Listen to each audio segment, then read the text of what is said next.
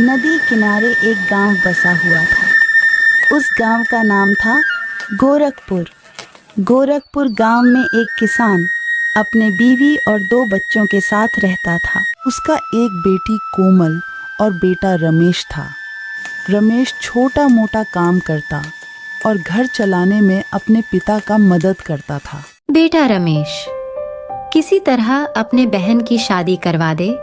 बड़ी हो गई है और अभी तक घर पर बैठी है। ठीक है माँ, मैं लड़का देखता हूँ।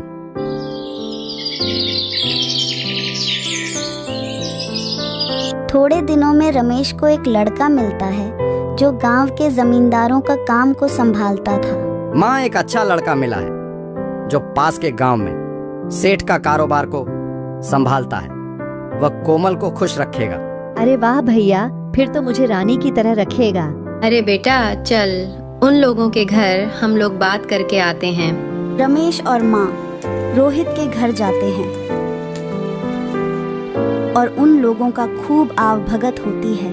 हम लोग तो रमेश को देखकर ही सोच लिया था, जिसका भाई इतना संस्कारी है तो उसकी बहन कैसी होगी। लेकिन फिर भी एक बार कोमल से मिल लेते हैं। हाँ, अब तो शादी के बाद यही मिल। आप लोगों का कोई मांग हो दहेज के लिए तो बताएं। अरे नहीं रमेश जी, मैं तो खुद मेहनत करके एक एक चीज बना रहा हूँ। बस घर में शांति रहे, यही मैं चाहता हूँ। रमेश और माँ बहुत खुश होकर घर आते हैं। अरे कोमल, तेरी तो किस्मत ही खुल गई है। क्या लड़का है। माँ भी उसकी बहुत अच्छी है। कितनी सीधे लोग हैं वो। माँ, घर में क्या था? कितना बड़ा घर था, रंगीन टीवी थी ना, और लड़के की माँ ज्यादा चपड़ नहीं कर रही थी ना। नहीं कोमल, ये सब तो नहीं था, पर लड़के ने वादा किया है कि वह मेहनत करके सब कुछ ले लेगा। क्या कुछ भी नहीं था? नहीं, मैं ऐसे घर में नहीं करूँगी शादी। यहाँ भी परेशानी और ससुराल जाओ तो वहाँ भी परेशानी। अरे परेशानी ही रहना है तो घर में क्यों ना रानी बनकर रहूंगी। किसी और के घर में नौकरानी रहने से तो वही अच्छा है ना। कैसे बातें कर रही है बेटा।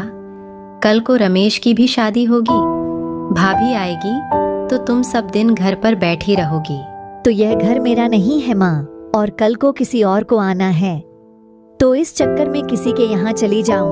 वो कहीं भी नहीं, ससुराल होने वाला है तेरा कोमल। लेकिन कोमल नहीं मानती है। पर माँ क्या करती, बेटी को तो घर पर नहीं बैठा सकती थी। रमेश पूछ अपनी बहन से क्या करें जो शादी कर ले। रमेश कोमल से पूछता है कि शादी के लिए क्या चाहिए। मुझे महंगा रंगीन टीवी, फ्रिज और अलमारी लेकर ला दोगे तो मैं शादी करूंगी।